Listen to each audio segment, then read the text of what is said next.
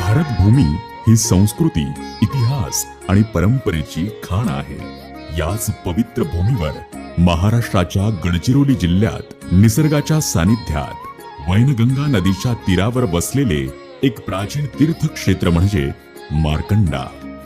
गडचिरोली जिल्ह्यातील चामोर्शी तालुक्यातील मार्कंडा गावात वसलेलं हे देवालय भक्ती, इतिहास आणि कला कौशल्यांचा संगम आहे. श्री मार्कंडेश्वर मंदिर हे केवळ एक तीर्थक्षेत्र नसून पौराणिक, ऐतिहासिक आणि पुरातत्वीय दृष्टिकोनातून अनमोल वारसा आहे. हजारो वर्षांच्या इतिहासाला साक्षी असलेल्या या मंदिरात भगवान शिवाची भक्तिभावे पूजा केली जाते.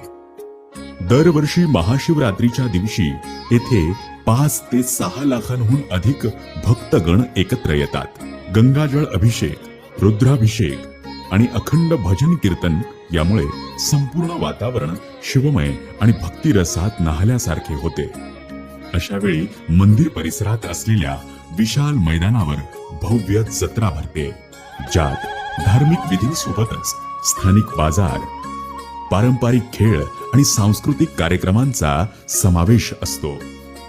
श्रावण महिन्यातही दर सोमवारी 2 ते 3 लाख भाविक भगवान शिवाच्या दर्शनासाठी येतात आणि भगवान शिवाचे जलाभिषेक करतात. मार्कंडा येथे पोहोचण्यासाठी नागपूर, चंद्रपूर आणि गडचिरोलीहून नियमित बस सेवा उपलब्ध आहे.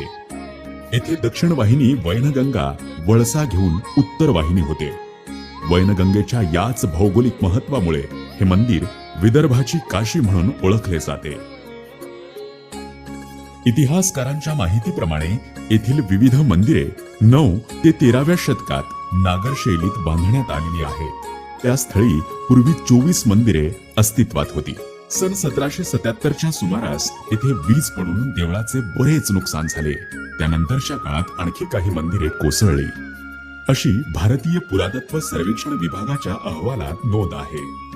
सद्यस्थितीत या मंदिराच्या जीर्णोद्धाराचे आणि रखरखावाचे काम पुरातत्व विभागाकडे सोपवण्यात आलेले आहे. मंदिराची रचना अशा प्रकारे केली आहे की सूर्योदयाच्या वेळेस गर्भगृहात सूर्यकिरणे थेट शिवलिंगावर पडतात.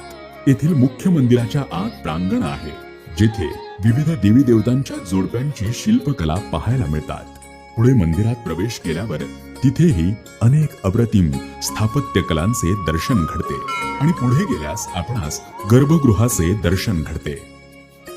मार्कंडा येथील आवारात मार्कंडेय ऋषी, नंदिकेश्वर, यमधर्म, भृशुंडी मुनी, मृत्युंजय, विठ्ठल रखुमाई, उमाशंकर, दशावतार, शक्ती देवी, हनुमान, गणेश, शंकर, विश्वेश्वर, भीमेश्वर, वीरेश्वर इत्यादींचा समावेश होतो. या आवारात एकूण 18 मंदिरे असून त्यामध्ये विशेषतः मार्कंडेय ऋषींचे, यमधर्माचे आणि महादेवाचे मंदिरे उत्कृष्ट शिल्पकलेचे नमुने मानले जातात. आजही या मंदिराच्या भिंतींवर कोरलेल्या शिवपार्वतीच्या शिल्पांपासून ते अष्टदिक्पाल, ख्याल आणि विविध आकृत्यांचे असंख्य शिल्प आहेत. या मंदिरातील सूर्याची मूर्ती पायात बूट असलेल्या रूपात आढळते. गणेशाची नटराज स्वरूपातील मूर्ती, त्यावर कार्तिक आणि गजलक्ष्मी यांची रचना, तसेच डोळे वर असलेली यमदेवतेची मूर्ती ही वैशिष्ट्यपूर्ण आहेत. मार्कंडा मंदिरातील दगडावर कोरलेली कलात्मकता, भावविश्व व सूक्ष्म रचनातंत्र हे भारतीय शिल्पकलेच्या समृद्ध वारशाचे दर्शन घडवते. अत्यंत बारीक नक्षीदार कलाकुसूर हे या मंदिरांचे वैशिष्ट्य आहे. मानवी जीवनाच्या विविध छटा आणि अनुभवांचे मूर्तिमंत चित्रण या मंदिरांमध्ये करण्यात आले आहे. मानवी आकृत्या चित्रित करीत असताना चेहऱ्यावरचे हावभाव ठळकपणे चित्रित केले गेले आहेत. खजुराहो प्रमाणे तयार केलेले विविध कलाशिल्प हे मार्कंडा मंदिरांचे आणखी एक वैशिष्ट्य आहे. त्यामुळे या मंदिरांना विदर्भातील खजुराहो सुद्धा म्हटले जाते. या मंदिरांची प्रत्येक मूर्ती डोळ्यात साठवून ठेवावी अशीच आहे. वैनगंगा नदीच्या किनाऱ्यावर वसलेल्या या मंदिराभोवती अद्वितीय निसर्ग सौंदर्य आहे. हिरव्यागार वनश्रीने नटलेला परिसर, विविध पक्ष्यांचा किलबिलाट आणि वैनगंगेच्या पवित्र लाटांमुळे संपूर्ण वातावरण भक्तिरसात न्हाल्यासारखे वाटते. येथे ध्यानधारणा करणारे साधू संत, गाभाऱ्यात मंत्रोच्चार करणारे पुजारी आणि दूर दूरहून आलेले भाविक मंदिराच्या परिसराला भक्तिमय बनवितात.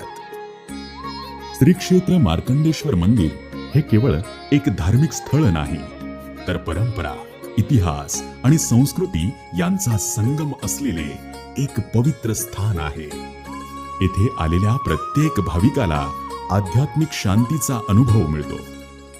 एकदा तरी या पवित्र स्थळाला भेट द्या आणि श्रावण महिन्यातील अथवा महाशिवरात्रीच्या अद्भुत शिवभक्तीचा अनुभव घ्या.